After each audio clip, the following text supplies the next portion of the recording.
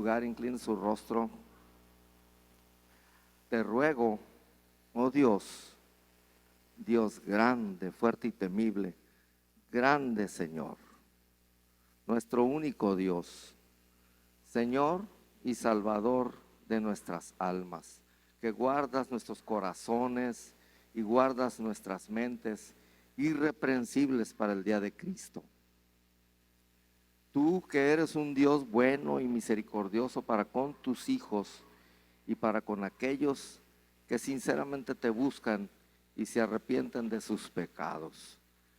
Te ruego, Señor, que nos permitas en esta tarde, noche, tener corazones receptivos, Señor, mentes abiertas, disposición en nuestros corazones a la verdad de tu palabra, que podamos comprender a cabalidad este mensaje que es importante para nuestra fe y para nuestro diario vivir.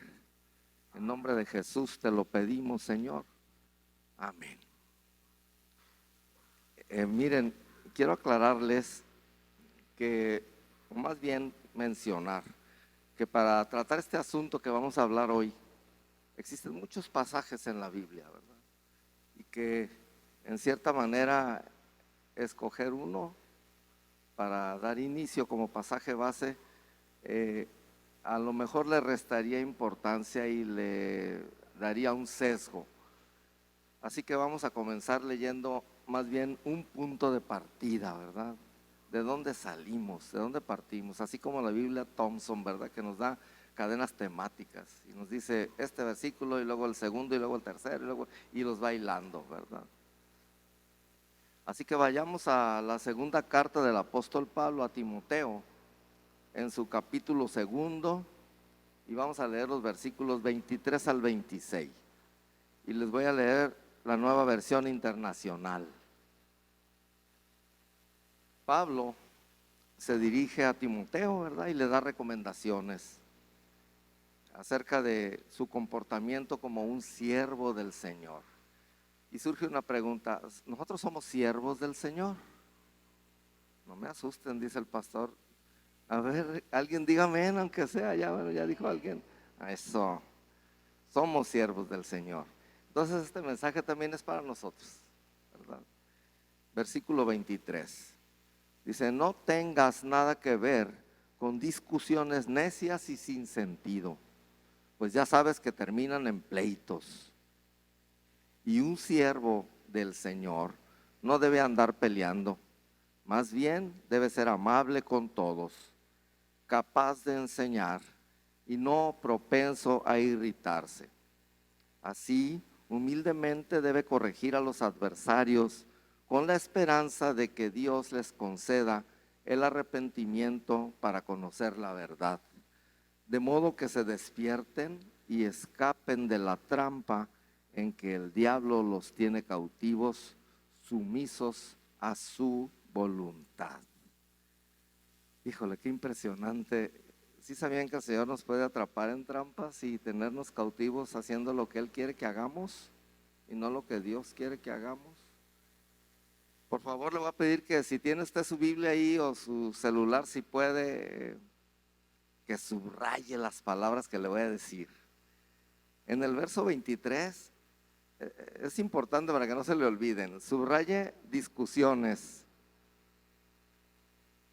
En el mismo verso 23 señale pleitos. En el verso 24 señale peleando. Y luego enseguidita ahí mismo señale amable. Y luego no propenso a irritarse.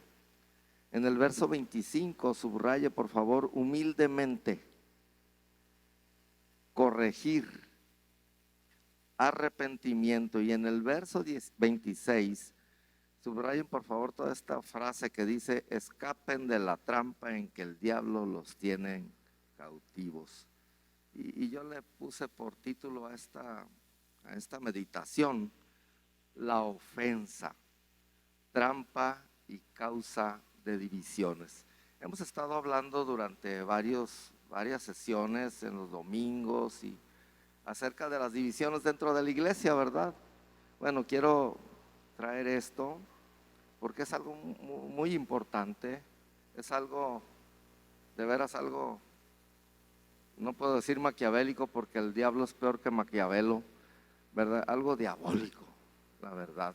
El diablo se ha empeñado en poner engaños, ¿verdad? Él es padre de esas cosas.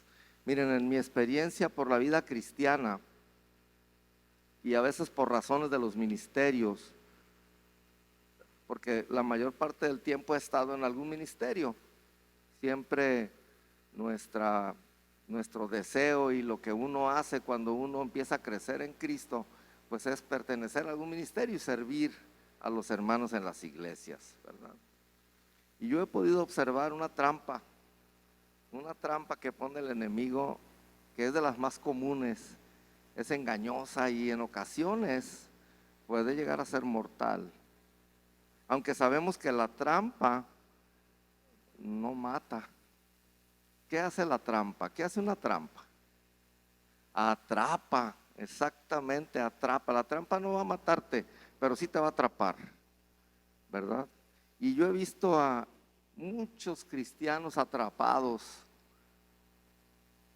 y sus corazones, como luego viene el orgullo a la vida de cada uno de nosotros, ¿verdad? Es algo que al Señor no le gusta, dice la Biblia, que lo vomita, lo abomina, a los ojos altivos. Nosotros como cristianos santos, ¿verdad? Así queremos que nos vean todos. Y nos dicen, oye, te ofendieron. Y uno dice, no, la verdad que no estoy ofendido. Y sí estamos, acá en el mero fondo estamos ofendidos, ¿verdad? Por eso la trampa esa es peligrosa. Mire, esa trampa abre brechas y barrancos entre los hermanos, al grado tal que algunos hermanos se van de las iglesias. Algunos se van a otras iglesias y allá les ponen otra trampa, vuelven a caer y se vuelven a ir. O se van definitivo del evangelio, apostatan de Cristo y bueno, se van, ¿verdad? Esas brechas causan divisiones. Miren, si hacemos un ejercicio ahorita pequeñito, ¿qué es lo que se viene a sus mentes cuando escuchan la palabra trampa? ¿Qué se les viene a la mente? Participe si quiere decir. Engaño y engaño. ¿Qué más? Burla, sí, también burla, sí. Peligro, ándele, peligro. Ese está, o sea, cuando uno pisa la trampa, ahí viene el engaño, viene la burla, pero antes de pisarla es el peligro, ¿verdad? Uno tiene que estar listo. ¿Qué más se les viene a la mente? En términos de cacería, ¿qué se les viene a la mente? Vamos a decir que vamos a cazar algo, algún animal, ¿verdad? Para comer. ¿Qué se les viene a la mente si les digo trampa? ¿Cómo? Ahí no escucho. ¿Dolor? Bueno, sí, dolor, pero algo más adecuado a la palabra trampa. ¿Presa? ¿Dijo alguien presa? Ah, sí, presa, somos nosotros las presas, ¿verdad? Pero miren, ¿no se les viene a su mente un instrumento o un engaño? Pero ese no es un instrumento, o sea, en cacería. ¿No se les viene a la mente? Una red. Ese es un instrumento, esa es una trampa, pero la red no puede estar ahí, porque si la ves, pues oye, de veras ya sería muy de veras caer, ¿verdad? Pero tiene que estar escondida, ¿verdad? Y entonces, ¿qué hacen? Ponen la trampa arriba, le ponen algún sistema de pesas y ponen abajo una soguita, ¿verdad? O un gatillo, ¿verdad? Y cuando uno pasa lo pisa, lo tapan con ojitos para que no se vea. Y le pisas y te cae la red encima, ¿verdad? Esas son las trampas. Normalmente no las vamos a ver hasta que nos caen encima o hasta que nos levantan de un tobillo allá amarrados arriba, ¿verdad? Eso es en términos de cacería. En términos éticos, pues sí es una acción de engaño. Se trata de engañar a alguien, ¿verdad? En términos personales, Es el resultado, o sea, ahora vamos hacia los que recibimos la trampa, ¿verdad? Los que caemos. Recibimos un daño físico, un daño de palabras, somos heridos, somos maltratados. Esa es una trampa. Y en términos jurídicos, porque también ahí se puede, son infracciones contra reglas y leyes, ¿verdad? Vamos en contra de lo que la ley dice y lo hacemos oculto igual. Aquí lo importante es que está oculto. Lo hacemos oculto para que nadie se dé cuenta, ¿verdad? Y hay más significados. Pero la trampa es ese gatillito, es la ofensa, ¿verdad? Y fíjese que las posibilidades de que alguien sea presa de una ofensa son enormes, son grandísimas. Más nosotros mismos tenemos posibilidades de caer en trampas de manera, pero muy continua, ¿verdad? Y tenemos que ser muy cuidadosos y le pedimos al Señor que nos dé discernimiento para distinguir los espíritus, ¿verdad? Que vienen a nosotros y nos quieren convencer. Oye, ya sabes la nueva, y nos empiezan a dar una doctrina bien desviada, ¿verdad? Ya estamos nosotros oyendo y luego de repente no la creemos. Y miren, solamente lo más peligroso es que solamente las personas a las que amamos pueden herirnos, porque si un enemigo de nosotros viene a decirnos algo, pues de inicio no le creemos, ¿verdad? Pero si un amigo, un hermano en Cristo viene a nosotros y nos pone una trampa, yo no sé si intencionalmente o no, esas son las que pueden herirnos bien fácilmente. Siempre esperamos más de ellos, ¿verdad? Siempre como que decimos, no, este es mi hermano, ¿cómo me va a hacer algo malo, verdad? Y cuantas más grandes sean lo que nosotros esperamos de ellos, pues más hondo caemos, ¿verdad? Como que nos subimos más alto con ellos y desde allá caemos en la trampa y hasta el suelo. Es más profunda la caída, ¿verdad? En nuestra sociedad actual, o sea, actualmente, reina, la Biblia habla, ¿verdad? De que en los tiempos va a haber egoístas, ¿verdad? Hombres y mujeres que solo buscan lo que desean, que desatienden y hieren a quienes los rodean, que pisotean la dignidad de los demás en busca de su propio propósito, ¿verdad? Que no les importa que tú seas, si tú trabajas junto a un amigo y se desocupa en la jefatura y alguien de los dos puede ocupar, son amigos y se despedazan con tal de llegar a esa posición, ¿verdad? Y no debe sorprendernos, pues la Biblia en la segunda Timoteo capítulo 3 versos 1 al 5, leyéndolo en la Nueva Versión Internacional, dice que en los últimos días los hombres serán amadores de sí mismos. Y dice así la Biblia: ahora bien, ten en cuenta que en los últimos días vendrán tiempos difíciles. La gente estará llena de egoísmo y avaricia. Serán jactanciosos, arrogantes, blasfemos, desobedientes a los padres, ingratos, impíos, insensibles, implacables, calumniadores, libertinos, despiadados, enemigos de todo lo bueno, traicioneros, impetuosos, vanidosos y más amigos del placer que de Dios.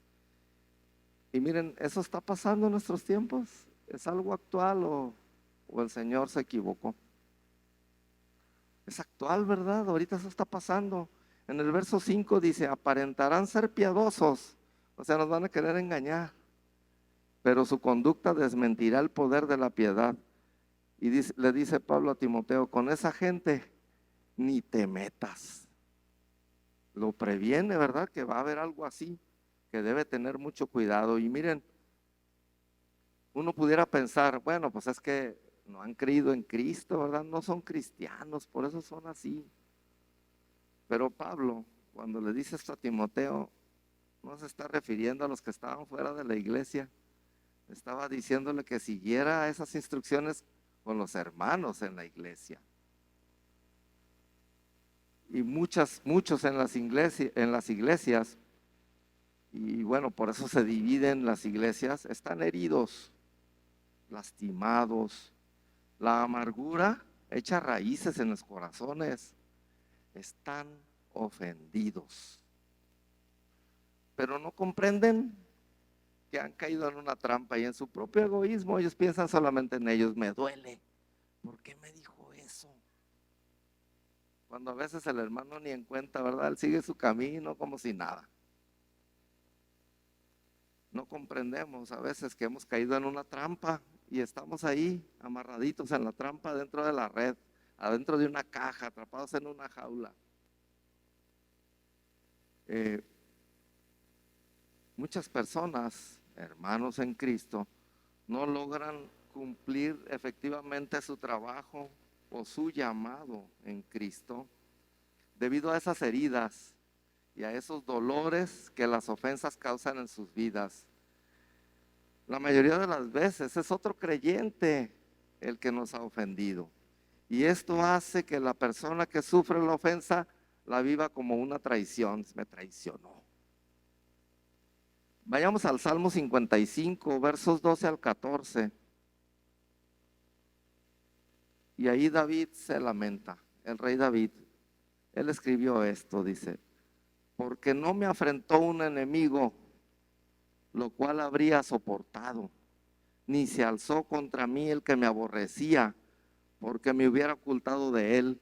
Hubiera sido muy lógico, ¿verdad? David ve venir a su enemigo y dice: ay, yo me voy a poner el escudo y el yelmo y el espalda, toda la armadura para protegerme, porque viene mi enemigo. No, dice, no fue ese el que, sino tú, hombre, al parecer íntimo mío, era su amigo, mi guía y mi familiar, que juntos comunicábamos dulcemente los secretos y andábamos en amistad en la casa de Dios, estaban en la iglesia juntos, ¿verdad?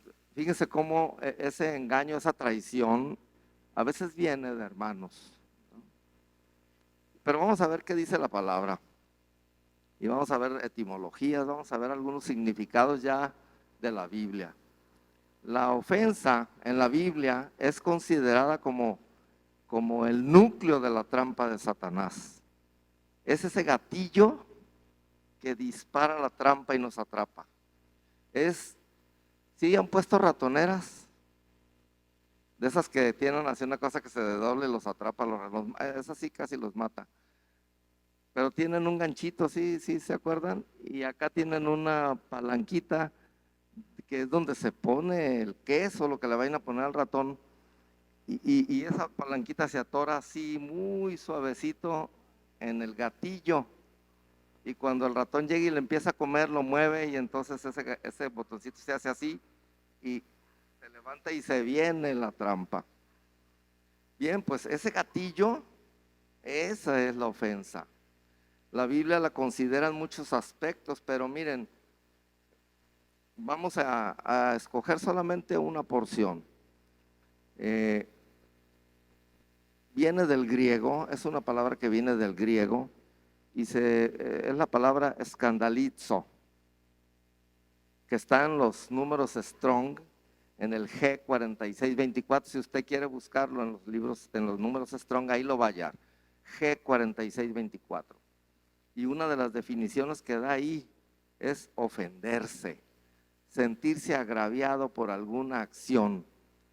En Mateo 15:12, ahí viene la palabra escandalizo. Los fariseos se ofendieron porque Jesús les reconvenía, les llamaba hipócritas. Estaban hablando del lavado de las manos de los discípulos. Y en el verso 27 de Mateo 17 dice: sin embargo, para no ofenderles, ¿se acuerdan que le estaban cobrando los impuestos por pescar? Y los judíos no pagaban impuestos porque eran de ellos esos terrenos. Entonces ellos no pagaban impuestos los extranjeros. Pero llegaron los cobradores de impuestos y a ellos, siendo judíos, les cobraron el impuesto. Ellos podían haber dicho: no, hombre, si somos judíos, ¿verdad? Vamos con un juez. Pero el Señor le dijo a Pedro: para no ofenderles, ve al mar y echa el anzuelo. Y el primer pez que saques, tómalo. Y al abrirle la boca, hallarás un estatero. Tómalo y dáselo por mí y por ti. O sea, aunque Jesús no tenía que pagar ese impuesto, lo pagó para no ofenderlos. Otra de las definiciones es hacer pecar a otro, sobre todo a los débiles en la fe. En Romanos 14:21 dice así: bueno es no comer carne, ni beber vino, ni nada en que tu hermano tropiece, o se ofenda, o se debilite. ¿Verdad? Pablo decía que él sabía que beber vino o comer carne, sobre todo las carnes prohibidas para los judíos, no era pecado, ¿verdad? Pero si él lo hacía en frente de un judío y el judío se ofendía, entonces mejor no lo hacía. Eso decía Pablo, eso es lo que dice ahí en Romanos 14:21. Una definición, otra en general, es poner un lazo o una piedra de tropiezo en el camino. Yo me acuerdo cuando estaba yo chico y nos íbamos de excursión al campo con mi papá, toda la familia. Mi papá nos decía ya después de comer: ¿quién quiere ir de safari? Nos decía. Y todos los chiquillos, ya, con el abuelo, con el papá, era mi papá. Y nos íbamos, y como yo era de los más grandes, mi papá me llevaba adelante, y había vereditas y había zacate de los dos lados. Entonces nos íbamos más rápido, yo corría y les ganaba a todos. Y allá adelante, ya le pedí perdón a Dios, allá adelante yo agarraba zacate de acá y zacate de acá y lo amarraba.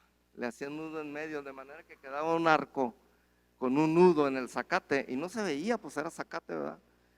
Para que se tropezaran. Y venían y se tropezaban, pero pues bueno, no les pasaba nada, ¿verdad? Pero nosotros era reírnos de ellos. Fíjense que si es burla, si es engaño, si es poner un lazo, ¿verdad? Le digo, ya le pedí perdón a Dios, En Mateo 18:7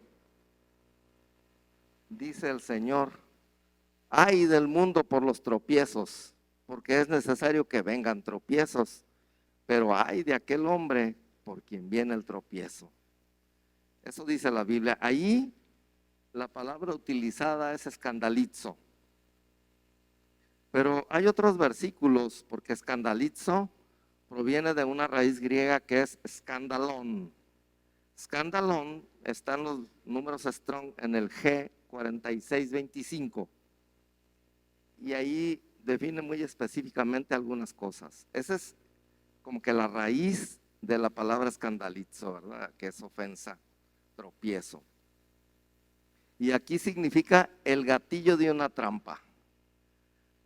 Miren, los amigos de Job, cuando Job se estaba quejando, sus amigos guardaron silencio, pero cuando Job dejó de hablar, los amigos tomaron la palabra, ¿verdad?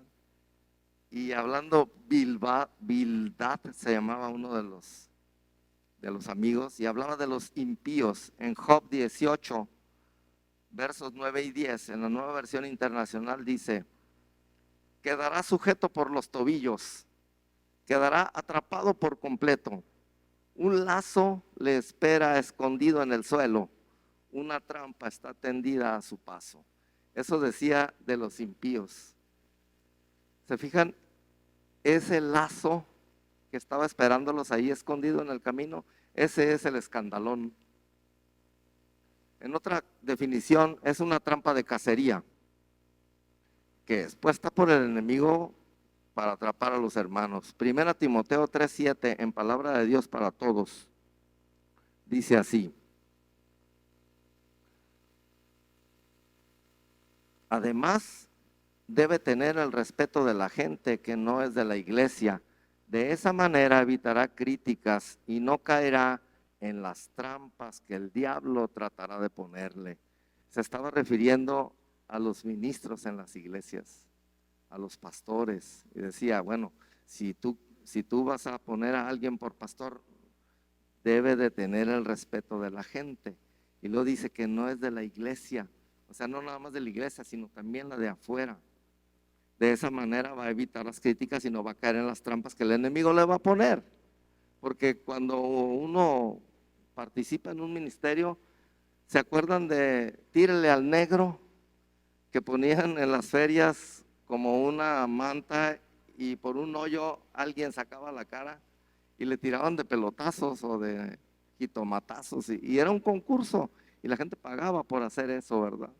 Bueno, yo nunca vi eso en ninguna feria, pero en algunas tiras cómicas salía, ¿no? Algo así.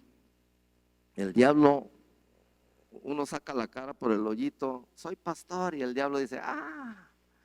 Y hagan de cuenta que ve una diana ahí, ¿verdad? Con circulitos para tirarle al centro, que ahí es donde está la cara. También quiere decir escandalón, piedra que es causa de tropiezo, con el propósito de mantener alejados a nosotros, nos está diciendo Pablo, de los que causan divisiones. En Romanos 16:17, en la Nueva Versión Internacional, dice así: les ruego, hermanos, que se cuiden de los que causan divisiones y dificultades y van en contra de lo que a ustedes se les ha enseñado. Apártense de ellos. Ahí también se usa la palabra escandalón. También significa cualquier persona o cosa por la cual uno es atrapado o arrastrado al error o al pecado. Y Dios propone el arrepentimiento, ¿verdad? Cuando eso pasa, dice, ok, ya caíste, bueno, arrepiéntete, ¿verdad? En Apocalipsis 2:14 le dice a una de las iglesias, pero tengo unas pocas cosas contra ti, que tienes ahí, a los que retienen la doctrina de Balaam, que enseñaba a Balac a poner tropiezo entre los hijos de Israel, a comer de cosas sacrificadas a los ídolos y a cometer fornicación.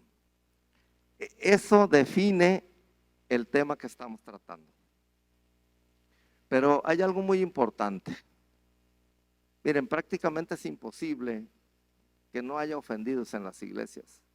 El Señor dice en su palabra que vendrán tropiezos. Pero miren, realmente no importa cuál haya sido la causa, o si uno puede decir, ¿sabes qué? Es que me ofendieron, yo tengo la razón. Entonces podemos dividir a las personas ofendidas en dos grupos, ¿verdad? Un grupo que ha sido injustamente tratado, o sea, que tiene razón en ofenderse, injustamente tratado.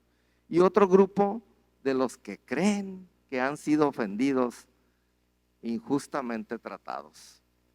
O sea, los que verdaderamente han sido ofendidos y los que creen que han sido ofendidos. Pero miren, verdaderamente eso no importa. Porque la ofensa en realidad, si fue injusta, o solamente tú crees que fue injusta y que no te la merecías, lo que realmente importa es si estás o no ofendido. O sea, alguien te ofendió o te quiso ofender, pero realmente lo que importa es, ¿estás ofendido? ¿Cómo está tu corazón? Eso es lo que importa, y eso viene en la palabra.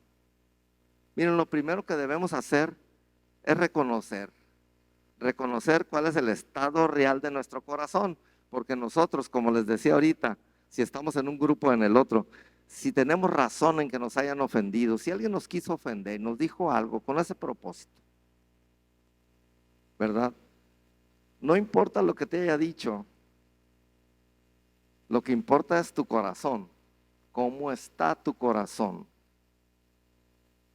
Y aquí, en este punto, es donde aparece otro engaño que está en la trampa de Satanás. Te salvaste del primero.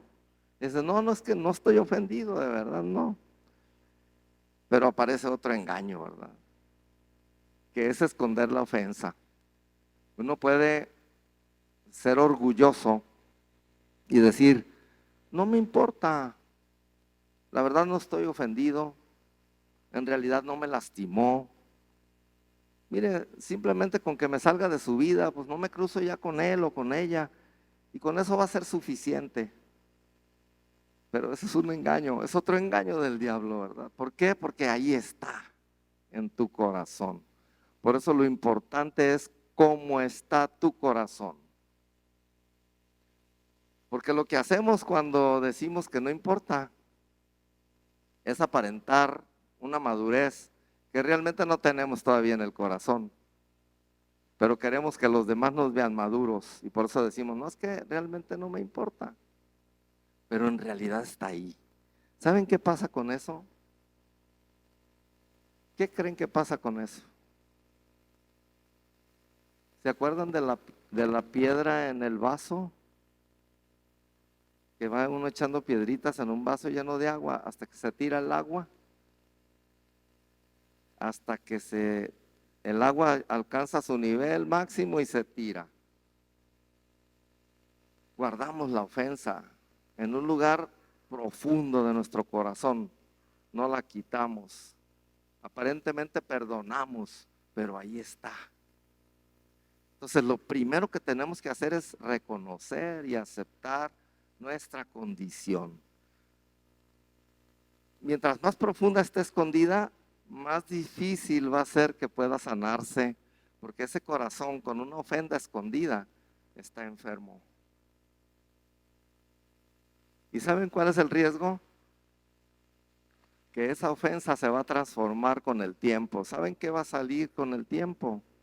Se llaman raíces de amargura. Entonces nosotros vamos a encontrar hermanos que están amargados, que no los ves gozosos. Y cuando le preguntas, oye hermano, ¿qué te pasa? ¿Quieres que oremos por ti? Y él dice, no, estoy bien. Pero siguen ahí, ¿verdad? Tienen eso amargo ahí adentro y aunque ellos digan que no, eso amargo sale a la boca y te hace sentir lo amargoso. Entonces, ¿cómo vamos a vivir una vida abundante con esa amargura? Primero tenemos que revisar nuestro corazón. No importa quién te ofendió, que hay que ir a decirle al pastor para que sepa, el hermano está ofendiéndome y yo soy ministro de oración, ¿por qué me ofende? No, eso no tiene importancia, la verdad. Lo que importa es mi corazón. En Hebreos 12:15, fíjense lo que dice, nueva traducción viviente. Hebreos 12:15 dice, cuídense unos a otros, para que ninguno de ustedes deje de recibir la gracia de Dios. Tengan cuidado de que no brote ninguna raíz venenosa de amargura, la cual los trastorne a ustedes y envenene a muchos. ¿Qué es lo primero que hace un amargado? Habla con otros y les dice la razón de su amargura, pero no va con el que lo ofendió y le dice, oye, ando así porque realmente tú me ofendiste. Y se arreglan entre los dos, ¿verdad? Dios es poderoso para arreglar esas diferencias. Cuando nosotros escondemos la ofensa tras una apariencia de madurez, estamos provocando que una raíz profunda en nuestro corazón se implante ahí, ¿verdad? Y entonces lo único que hay que hacer es aguardar a que la siguiente piedrita tire el agua del vaso, a que esa raíz crezca y salga una plantita y luego dé una florecita y salga un frutito ahí. Ese frutito es el pecado. Entonces va a traer pecado a nuestras vidas. Quiero mencionarles algunos síntomas. Yo los he vivido, créanme, y Dios me ha ayudado a sanar. Algunos síntomas que nos permiten ver si estamos realmente ofendidos en nuestros corazones allá, muy adentro. Mire, si usted se sorprende y está pensando en su mente, creando discusiones con la persona que los ofendió, si usted ya no ve a esa persona, ya la vio ayer lo ofendió, y ahora en la mañana está usted pensando, pero cuando lo vea, ¿qué le puedo decir? Voy a buscar versículos. ¿Qué puedo hacer? Y está usted piense y piense. Está enfermo, no se preocupe. Pero tiene que hacer algo. No se puede quedar así, porque acuérdese que le va a salir una raíz de amargura con el tiempo. Y va a llegar el día en que usted explote, ¿verdad? Otro síntoma es que evitamos a esa persona. La evitamos, la vemos allá y nos vamos por allá. La vemos de aquel lado y salimos por este lado. Y hasta volteamos para el otro lado para que no nos vaya a ver, ¿verdad? Que estamos viéndolo. O nuestra actitud cambia. Cuando la persona está en el mismo lugar, ¿verdad? Uno está platicando a esa persona y uno como que forma otro grupito de plática de este lado, ¿no? Para jalar la atención de otros y no hacerle caso. Ese es otro síntoma. Si usted tiene eso, vaya al doctor, que es Cristo. Número 3, otro síntoma. Se vuelve uno crítico con las personas, sobre todo las que nos ofendieron. Y uno empieza a criticar lo que hacen, todo lo que hacen. Eso no es cristiano. Eso que está haciendo el hermano o la hermana no es cristiano. Y uno se empieza a volver así. Si usted tiene eso, está enfermo. Tome. Ahorita le vamos a dar la solución. Gracias a Dios el Señor nos dio una solución y un medicamento súper efectivo. Miren, ¿qué tienen de común todos esos síntomas que les dije? Estamos pensando en la persona. Si usted se sorprende pensando en la persona, no para bendecirlo, si usted lo está bendiciendo, gloria a Dios. Pero si usted no lo está bendiciendo, es un síntoma.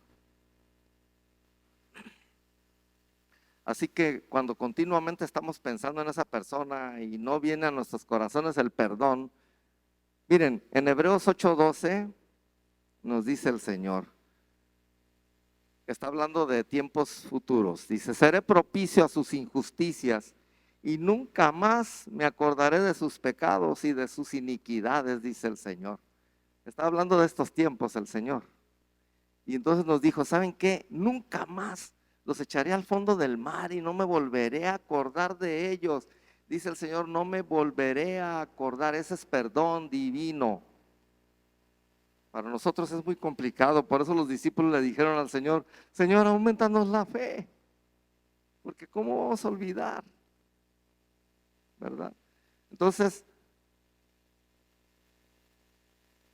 cuando nosotros experimentamos esas ofensas y sentimos esas heridas, las personas que así nos comportamos, construimos, ¿qué creen? Muros alrededor de nosotros, muros para protegernos y evitar ser heridos nuevamente, ¿no? Decimos, no, ya nadie me lo vuelve a hacer. Y hacemos muros alrededor de nosotros, construcciones enormes para protegernos, pero no se dan cuenta que cuando uno construye muros alrededor, ¿qué está uno haciendo? Una cárcel. Y el Señor nos dijo, conocerán la verdad y serán libres. Y nosotros hacemos unas bardototas alrededor, ¿verdad? ¿Cuál libres? Bien atrapados. ¿Y en qué estamos atrapados? En esa ofensa.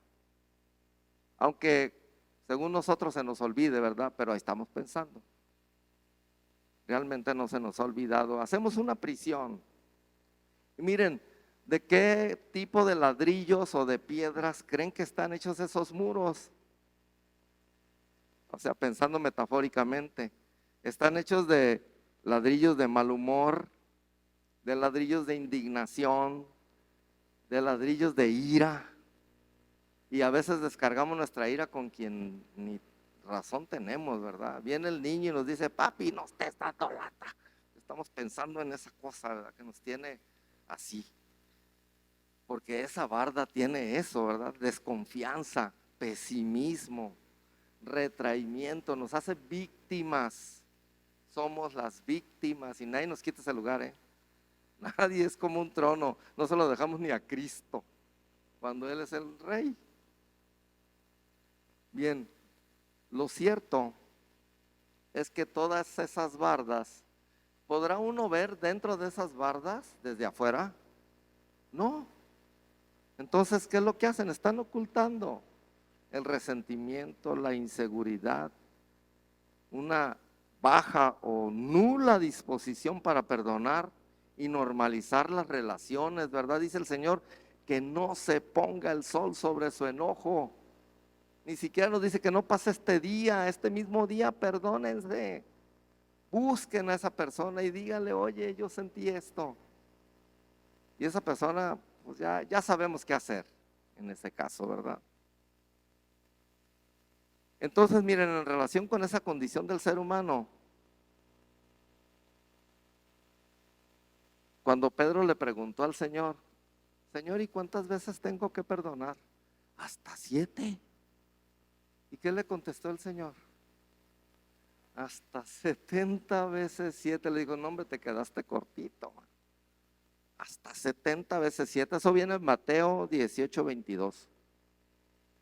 Pero miren, eso, ¿qué es lo que causa en nosotros? Miren, cuando el Señor nos dio los mandamientos, si ustedes se fijan y analizan los mandamientos, los primeros son de amor a Dios, pero ya los que siguen son puras cosas externas, ¿verdad? Dice que vas a respetar a tus padres, dice que no robarás, es externo, ¿verdad? No dice no vas a pensar en robar, dice no robarás, dice no desearás, o no fornicarás, o no cometerás adulterio, ¿verdad? Pero no dice, no pensarás y maquinarás en tu mente y en tu corazón dónde encontrar esa mujer para ponerle los cuernos a su esposo y a tu esposa. No dice eso el mandamiento, pero Jesús cuando vino, en lugar de quitarlos y decir, así dicen muchos, ¿no? Los que están en la supergracia, no, es que el Señor ya borró todo eso, ahora es la gracia. Entonces el Señor ya nos perdonó y ya eso ya no sirve para nosotros. No, el Señor le puso acento. Dijo, pues recuerden que la Biblia, que la palabra dice, no vas a cometer adulterio. Y Jesús dijo, pero yo te digo que si piensas y deseas en tu corazón a esa persona, ya cometiste adulterio en tu corazón. Oh, entonces la cosa es interna, no es externa. Entonces el Señor nos hizo que volteáramos a lo interno, ¿verdad? Miren, vamos a hablar del primer ofendido en la historia de la humanidad. ¿Quién creen que fue el primer ofendido en la historia de la humanidad? Hay varias posturas, ¿sí? ¿Alguien cree? ¿Quién? Caín. Yo también pienso que Caín. Pero ¿saben qué? Pues también Dios, ¿no? Nada más que Dios no se ofende, ¿verdad? El hombre lo que se le dijo, la mujer que me diste, ¿verdad? Como diciendo, tú tienes la culpa. Al Señor se creen. Imagínense, yo tengo gripe, le digo, Señor, ¿por qué me descuidaste? Dejaste que pasara ese virus, ¿por qué? No, hombre, ¿cuál? Si yo anduve dándole a lo helado, anduve cantando en la madrugada, pues qué pues, es culpa de uno. Entonces mírense, en Génesis 4, versos 3 al 7 dice así, tiempo después, Caín presentó al Señor una ofrenda del fruto de la tierra. Y ponga atención, una ofrenda del fruto de la tierra. Abel también presentó al Señor lo mejor de su rebaño, es decir, los primogénitos con su grasa. Y el Señor miró con agrado a Abel y su ofrenda, pero no miró hacia Caín ni a su ofrenda. Y ponga atención, no miró hacia Caín ni a su ofrenda. Por eso Caín se enfureció y estaba cabizbajo. Caín dijo, el Señor me ofendió. No le gustó mi ofrenda, ¿verdad? Porque la de mi hermano sí. Y yo traje lo mejor. Pero miren, el Señor le dice a Caín en el verso 6, ¿por qué estás tan enojado? ¿Por qué andas cabizbajo? Y le dice, si hicieras lo bueno, o sea, el Señor ya sabía que había hecho mal. ¿Qué había hecho mal Caín? Llevar una ofrenda al Señor que no iba a ser agradable al Señor, ¿verdad? Dice el Señor, el pecado te acecha como una fiera lista para atraparte, escandalón, lista para atraparte. No obstante, tú puedes dominarlo. El Señor nos da ese poder de dominar al pecado. Miren, todo lo que comenzó en el corazón de Caín terminó dando vida al pecado. Una ofensa guardada en el corazón formó esa raíz de amargura. Y un versículo después, no hay que ir muy lejos, en el versículo 8, salió el pecado a la luz. ¿Qué fue lo que pasó? Caín invitó a Abel al campo y allá lo mató. Mató a Abel y contaminó su vida, porque Caín fue desterrado, el Señor lo sacó de ahí, de ese lugar. Y contaminó, que creen, a todas las generaciones que venían atrás de él. Y si podemos ver hasta la quinta generación, miren, el primer hijo se llamaba Enoc, el segundo se llamaba Irad, el tercero Mehujael, el cuarto Metusael y el quinto se llamaba Lamec. Y curiosamente Abel tuvo otro hijo que también se llamaba Lamec, ¿verdad? Pero son diferentes. Este es Lamec de Caín. En Génesis 4:19, en la Nueva Versión Internacional, dice así: Lamec tuvo dos mujeres, una de ellas se llamaba Ada y la otra Sila.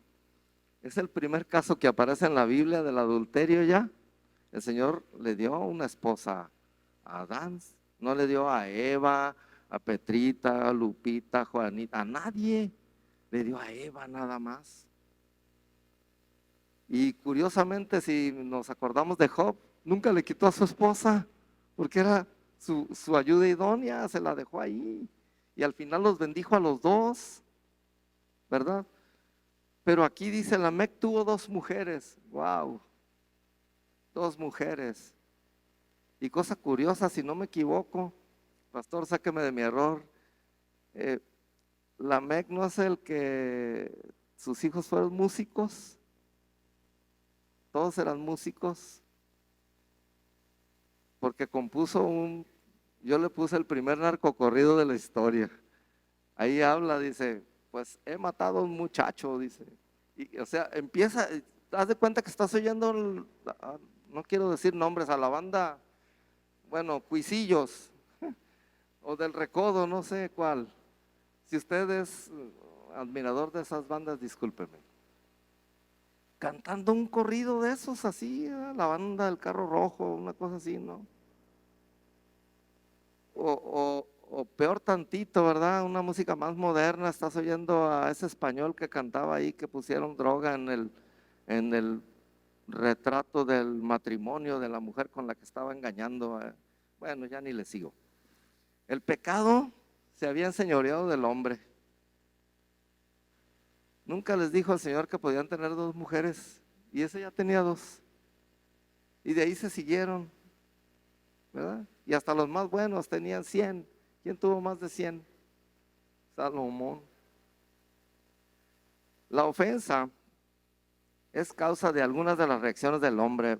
Pero miren, veamos dos de las reacciones que la ofensa hace. Esa raíz de amargura, cuando empieza a brotar y empieza a amargarte el corazón y todo lo demás, brotan dos cosas muy importantes. Una es el orgullo. Y el orgullo, ¿qué creen que hace? Oculta las ofensas. Uno dice, no me afecta, que es una terrible mentira, sí nos afecta. Bueno, sí me afecta, pero soy una víctima, mi comportamiento está justificado. O bien, soy inocente y por lo tanto no tengo nada que hacer, que lo hagan ellos. Que ellos vengan a pedirme perdón, porque me ofendieron y tú no haces nada. Y los otros ni cuenta se dan.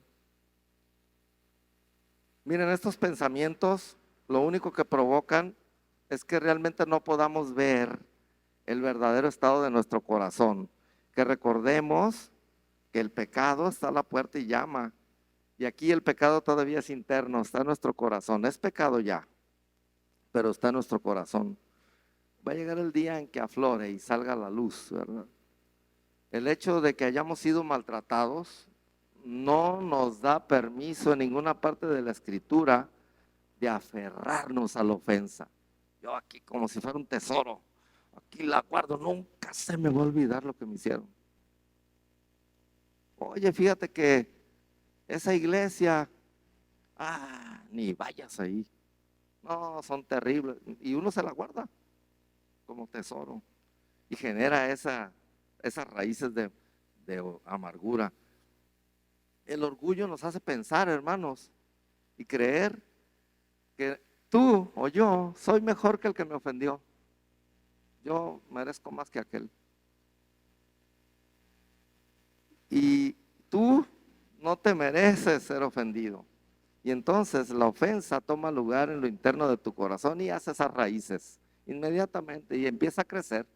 Porque a ella no necesitas ponerle fertilizante, ni echarle agüita, ni nada, crece sola. Es como una plaga. Pero pronto esa amargura brota y genera el pecado. Veamos un ejemplo de lo que el orgullo le hace a nuestro corazón y lo que genera al exterior. Lo que le dijo Jesús a la iglesia de la Odisea en Apocalipsis 3:17. En Reina Valera. Le dice el Señor a la iglesia, porque tú dices, yo soy rico y me he enriquecido y de ninguna cosa tengo necesidad. Esto le pasó a la Odisea. Ellos pensaban que por tener riquezas lo tenían todos y se olvidaron de Dios. El orgullo nos tapa el entendimiento. Hagan de cuenta que pone una barrera aquí al frente de nuestros ojos. ¿Se acuerdan de la viga en el ojo? Y yo siempre he dicho algo. Si tú piensas, el Señor usa las palabras porque quiere que tengamos una idea más correcta de lo que Él nos está tratando de decir. Nos dice, no mires la paja en el ojo ajeno. Cuando usted piensa en una paja, no vaya a decir un popote para tomar refresco. ¿Qué piensan de una paja? Una basura, ¿verdad? O sea, un palito seco de una planta, pero es un palito, no es un tronco, ¿verdad? Y una viga, miren, mínimo tiene el tamaño de estas de fierro que están ahí arriba, pero de madera. ¿Qué va a poder usted ver si usted tiene en su ojo una cosa de ese tamaño? No, sí se puede ver, pero no estamos ciegos. Ves la viga, no ves otra cosa. La viga es lo que estás viendo. ¿Y la viga qué es? Tu pecado. Y uno se vuelve crítico. Cuando usted critique a alguien, hermano, de veras, piense lo que está pensando de esa persona. Este es bien mentiroso. Ups, ¿es usted mentiroso? Porque lo que está viendo es esa viga, ¿verdad? Y está viendo una pajita. Está queriendo señalar una pajita, bueno, pero el orgullo oculta todo ese pecado y no nos deja ver el verdadero estado del corazón. Pero miren, Dios sí ve nuestro corazón. Vean lo que le dijo en Apocalipsis 3:17, pero en la segunda parte del versículo, lo que le dice Dios a la iglesia. Y no sabes que tú eres un desventurado, miserable. Bueno, a lo mejor el Señor no utilizó ese acento, ¿verdad? Nomás le estaba diciendo, eres un desventurado, miserable, pobre, ciego y desnudo. Entonces, ellos creían una mentira, soy rico, me he enriquecido y no tengo necesidad, pero la verdad era que era un desventurado, miserable, pobre, ciego y desnudo. Entonces eso es lo que causa el orgullo, es lo primero que causa la raíz de amargura. Y luego con el tiempo endurece el corazón. Usted pierde sensibilidad cristiana y pierde visión cristiana. Se le olvida que Jesús amó a todos. El orgullo y la falta de perdón generan ese endurecimiento y la persona ya no siente lo que debe sentir ni ve lo que debe de ver. La visión se distorsiona y en lugar de servir queremos ser servidos. En lugar de vernos como los culpables, culpamos a los demás y nos volvemos egoístas, somos culpables del pecado de egolatría. Acuérdense que nomás hay dos pecados y al final solamente uno. El primer pecado se llama idolatría, cuando adoramos otras cosas, otras personas en lugar de a Dios. Y el segundo se llama egolatría, cuando nos amamos a nosotros más que al prójimo.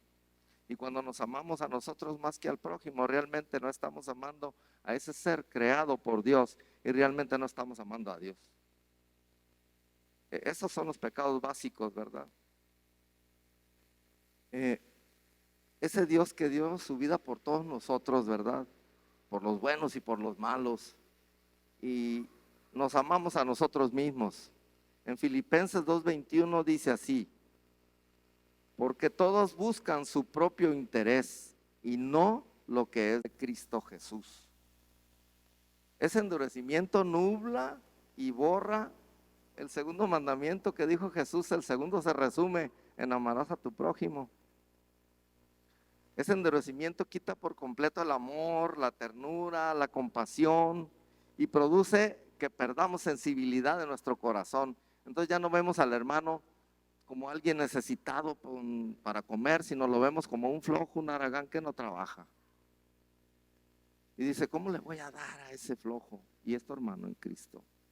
Y el Señor dice, si lo ves que tiene hambre, pues está bien que ores por él, pero dale de comer. Tiene hambre. Y esa sensibilidad nos la va quitando ese orgullo, esa raíz de amargura. Bueno, nos quita nuestra capacidad de escuchar a Dios. Y ya no lo escuchamos. Y decimos, el Señor no me dice nada. Y nos la pasamos orando, orando, y el Señor nos responde, nos responde, nos responde, nos responde.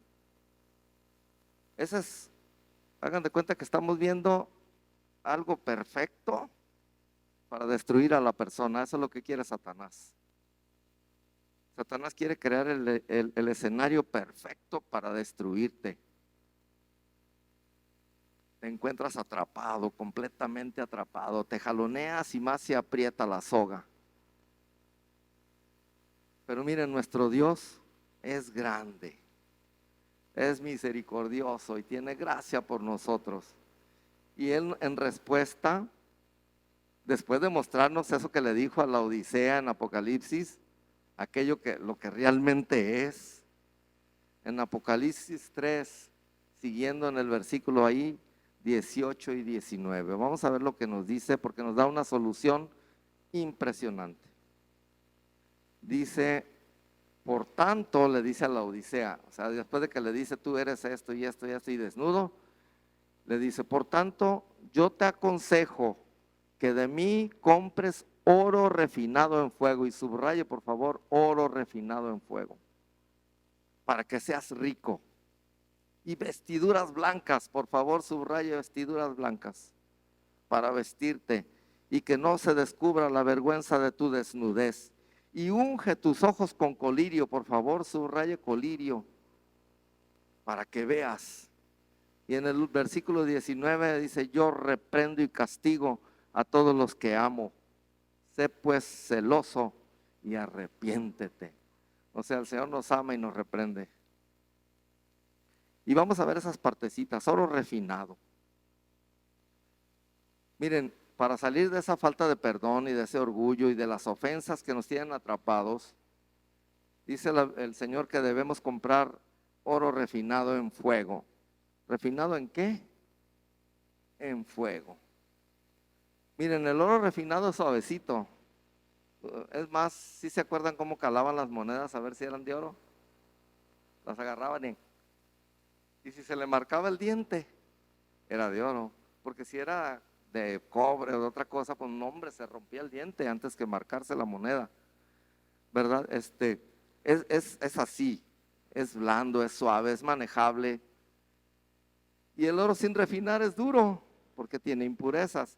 Y miren, para quitarle esas escorias, esas impurezas, necesita ponerse al fuego, derretirse completamente, y entonces las impurezas, ¿qué creen? El oro es uno de los metales más pesados. Entonces, ¿qué creen que pasa con las basuritas? Flotan. ¿Y qué creen que hacen los orfebres? Con una cucharita quitan todo lo que flota. Fíjense que a todo dar. El Señor es hace con nosotros. Nos somete a fuego y toda la escoria sale a la superficie. Cuando estamos enojados, sale nuestra personalidad verdadera, ¿verdad? Y empieza uno a maldecir, a decir cosas que no debe decir, pero que están ahí en el corazón por esas raíces de amargura que están ahí. Salen a la superficie. Y entonces el Señor aprovecha y dice, mira, usted tiene que ser sabio y decir, ah, caray, ¿por qué me comporto así cuando estoy molesto? Y miren, nos la pagan nuestros seres más cercanos, nuestra familia, nuestra esposa, nuestro esposo, nuestros hijos, hasta nuestros nietos, tan amorosos que son con nosotros, y a veces, ¡pum! Así que, hermano, gócese cuando esté sometido a pruebas. En lugar de quejarse, Señor, ¿por qué me pasa esto? Gócese, dígale, Señor, gracias porque me estás purificando. Me estás haciendo como el oro puro, libre de impurezas. El Señor está quitando esas impurezas de tu vida. Vestiduras blancas. Cuando recibimos a Cristo, nos hicimos miembros de la familia de Dios. Y por escuchar la palabra del Evangelio, a nosotros llegó la fe, porque dice, ¿verdad?, que la fe viene por el oír la palabra. Y entonces llega el arrepentimiento también, el convencimiento, ¿verdad?, de que estamos mal. Y luego aceptamos a Cristo y somos lavados con su sangre. Nuestros pecados que eran rojos como la grana, ahora son blancos como la nieve. Y Él, el Señor, en nuestras vidas y en nuestro caminar cristiano, como que nos sacude, ¿no? Y dice, reaccionen, para que permanezcamos limpios y sin manchas del pecado. Por eso venimos todas las noches, al final del día, vaya ahí en secreto en su habitación y dígale, Señor, perdóname. Si se acuerda de lo que hizo mal, es que fue voluntario. Y si no se acuerda de lo que hizo mal, no se apure, algo hizo mal. Usted pídale por esas cosas que hizo mal y que no se acuerda. Pídale perdón. Él, con su perdón, nos limpia. ¿Se acuerdan de cómo el Señor les lavó los pies a los discípulos? Y que Pedro dijo, ¿a mí me vas a lavar los pies? No, Señor, yo te los lavo a ti. Y le dijo al Señor, mira, yo te digo una cosa, si no te los limpio, no tienes derecho. Entonces dijo, ¿qué? No, límpiame todo el cuerpo, no nomás los pies, ¿verdad? Y le dijo, y bueno, y aparte tú me vas a negar, ¿no? Pero bueno, Él nos promete en su palabra que nos va a conservar irreprensibles para el día de Jesucristo. Pero requiere de esfuerzo, de fidelidad a Dios, de una constante lucha, de una vigilancia espiritual. Hermano, si usted tiene un amigo que es su hermano en Cristo, pero aparte es su amigo o su amiga, dele derecho, hermano. Dígale, te doy el derecho de que tú me digas cuando estoy mal. Si tú ves algo mal en mí, dame una cachetada o un sopapo, con la intención de que reaccionemos, porque a veces ni cuenta nos damos, ¿verdad? Para que no seamos atrapados por la trampa, porque no vamos a poder descansar nunca hasta que nuestra victoria sea en Cristo. Y que en ese entonces, como dice Apocalipsis 3:5, en Reina Valera, dice, el que venciere será vestido de vestiduras blancas, y no borraré su nombre del libro de la vida, y confesaré su nombre delante de mi Padre y delante de sus ángeles. ¡Wow! Qué hermoso que el Señor diga, Jorge, sí. Habemos varios Jorges por aquí, pero bueno, me refiero a mí, para no hablar de nadie. Jorge, ¿verdad? Sí. Ah, Señor, Padre, pues es tu hijo.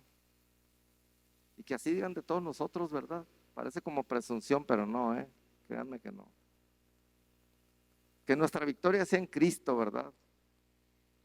Y miren, no tengan miedo porque Él lo hará. Y mismo Juan, en su libro de la Revelación, nos revela en Apocalipsis 7:9. Dice, después de esto miré, y he aquí una gran multitud, la cual nadie podía contar, de todas las naciones, de todas las tribus, de todos los pueblos y de todas las lenguas, que estaban delante del trono en la presencia del Cordero, vestidos de ropas blancas y con palmas en las manos. La iglesia de Dios, alabando al Señor, gloria a Dios. Colirio, vamos a hablar del colirio. Cuando estamos ofendidos, siempre vamos a ser las víctimas nosotros, claro, ¿verdad? Y culpamos a los demás, justificamos lo que hacemos y el orgullo nos limita la visión. Pero Dios nos dice, unge tus ojos con colirio para que veas. Tenemos que ver esa viga en nuestro ojo. ¿Y cuál es el verdadero estado de nuestro corazón? Entonces, mire, hasta entonces vamos a tener conciencia para arrepentirnos. Antes no, ni cuenta nos vamos a dar. Dejemos de culpar a los demás y dejemos de defender nuestra posición. Deje de defenderse, hermano. La revelación de la verdad nos hará libres. Así que, como dice Pablo en sus cartas, debemos terminar la carrera. Porque ya empezamos, Ya no se vale salirse de la carrera. Porque el que se sale pierde. ¿verdad? Tenemos que continuar en la carrera, tenemos que guardar la fe, tenemos que perdonar hasta el cansancio, hasta 70 veces 7.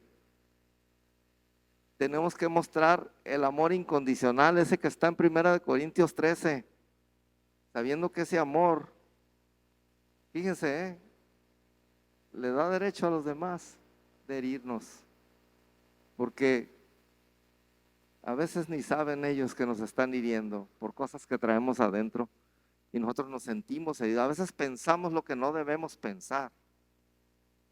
A veces cuando le decimos al hermano dice, no, yo no lo dije con esa intención, mira, lo dije por esto. Y si no, caray, le erré, le fallé, ¿verdad? Pensé mal. Y qué mala onda, ¿no? Que pensemos mal. Miren, ¿cuál debe ser nuestra respuesta a ese llamado? ¿Qué podemos concluir? Miren, las trampas generalmente están ocultas. Y en nuestro descuido de nuestro caminar cristiano, que andamos por ahí sin saber qué, a veces caemos en ellas por descuido o a veces porque pues vienen un engaño y no las vemos. Y tengamos o no la razón, tenemos que perdonar. Y nuestro corazón tiene que estar sano. Yo quiero ponerles un ejemplo bíblico que a mí me impactó. No se imaginan hasta cuándo. El mismo día de hoy, antes de venir aquí a predicar, me puse a pensar, ¿quién me la debe? Y créanme que hablé por teléfono y arreglé. Gloria al Señor. Gloria al Señor, porque arreglé la situación con algunos, unos no cristianos y otros cristianos. Vayamos al libro de los Salmos, Salmo 35, versículos 11 al 14. Y veamos al rey David. El Señor dijo, un varón conforme al corazón de Dios. Con un corazón conforme al corazón de Dios. ¿Cómo el corazón de David era conforme al corazón de Dios? Aunque en la historia de David vemos cosas que no eran conforme al corazón de Dios, ¿verdad? Pero había algo que sí era conforme al corazón de Dios. Dice David en ese salmo, se levantan testigos malvados. De lo que no sé, me preguntan. Me devuelven mal por bien. ¿Le ha pasado que usted hace un bien y le regresan un mal? Ahí está diciendo David, me devuelven mal por bien, para afligir mi alma. Pero yo, subraye por favor, pero yo. Póngale un círculo alrededor ahí en su Biblia, con tinta roja de ser posible. Cuando ellos se enfermaron, sus enemigos, me vestí de cilicio, afligí con ayuno mi alma, y mi oración se volvía a mi seno. Como por mi compañero, eran sus enemigos, como por mi compañero, como por mi hermano andaba, como el que trae luto por madre, enlutado me humillaba. Fíjense cómo se comportaba él con sus enemigos, oraba por ellos. Miren, ¿cuántos de nosotros podemos identificarnos con David? En la primera parte del versículo yo creo que todos. A veces nuestra alma verdaderamente está dolida, pero David agrega un pero yo, grábeselo en su corazón, pero yo. Y entonces viene ese corazón conforme al de Dios. Pero tú, hermano, ¿qué estás haciendo? ¿Has meditado quién te ha ofendido y guardas en tu corazón? Pero tú, ¿qué haces? Yo le exhorto, hermano, hermana, que analice su corazón y que si usted tiene una ofensa, no se vaya a pelear con esa persona, no le vaya a reclamar a esa persona, vaya y arregle las cosas. De veras, yo estaba dispuesto a hablarle al pastor y decirle, pastor, no subo, porque ¿cómo voy a hablar de eso si no lo he hecho? Dios nos está mostrando qué hacer. Porque miren, realmente esas ofensas, ¿a quién ofenden? A Dios. Ni siquiera a nosotros, hermano. Ofenden a Dios. Y Él nos está mostrando qué hacer y cómo reaccionar para vida eterna, hermanos. Dios nos dice, ora, ora. Ora por tu corazón, ora por tus enemigos. Ora por las mismas cosas que deseas que yo haga por ti. Lo que tú quieres que yo haga por ti, por eso ora por tus enemigos. ¿Tú quieres tener dinero? Ay, ojalá y no pidan eso. El dinero corrompe, hermanos. El amor al dinero, perdón. Pide eso por tu enemigo. Si tú quieres estar feliz todos los días, pide eso por tu enemigo. Mateo 7:12. Y esto se ha encargado Satanás de voltearlo. Ahorita les digo por qué. Dice, así que todas las cosas que queráis que los hombres hagan con vosotros, así también haced vosotros con ellos, porque esto es la ley y los profetas. ¿Alguien puede decir amén? Amén. Amén. ¿Saben lo que dice Satanás y lo que la gente dice en el mundo? Dicen, no le hagas a otro lo que no quieras que te hagan a ti. ¿Y a qué nos lleva eso? Si tú no quieres que te hagan a ti nada de lo que tú no quieres, no les hagas a ellos, ¿qué es lo que vamos a hacer? Nada. Nada, porque no queremos que nos hagan lo que dice ahí, ¿no? Pero el Señor dice, haz con otros como quieres que yo haga contigo. Wow. El diablo con sus trampas, triquiñuelas, nos voltea la verdad. Bien, pues vamos a terminar con una oración. Vamos a orar ahí en su lugar. Incline su rostro. Vamos a orar a nuestro Dios. Señor, Dios de los cielos, grande, fuerte y temible, maravilloso Señor, hacedor de maravillas. Te reconocemos como nuestro Dios, nuestro único Dios. Reconocemos que eres fiel, pese a que nosotros te somos infieles. Reconocemos tus promesas y tus obras, Señor, que son una realidad en nuestras vidas. Reconocemos tu palabra como tu mismo aliento, una palabra dirigida a cada uno de nosotros. Confesamos delante de ti nuestros pecados y nuestra deficiente visión y apreciación de tu rostro, Señor. No queremos amarnos a nosotros mismos, poniendo nuestro sentir por encima de tu sentir, Señor. Sabemos que tú eres bueno y por tu gracia nos has dado palabra de reconciliación el día de hoy. Queremos ser hacedores fieles que cumplen con tu voluntad, Señor, y conservar limpios nuestros corazones, perdonando a los que nos ofenden, así como tú, Señor, nos has perdonado. Por eso te rogamos, Señor, clamamos a ti, Señor, para que refines nuestras almas como se refina el oro, Señor. Que unjas nuestros ojos con colirio, Señor, que nos permitan ver las cosas como tú las ves, y que podamos ser vestidos con las vestiduras blancas, que seremos vestidos en tu presencia. En nombre de Jesús te lo pedimos, Señor. Amén. Dios les bendiga, mis hermanos. Un aplauso a Dios. Déselo fuerte, fuerte.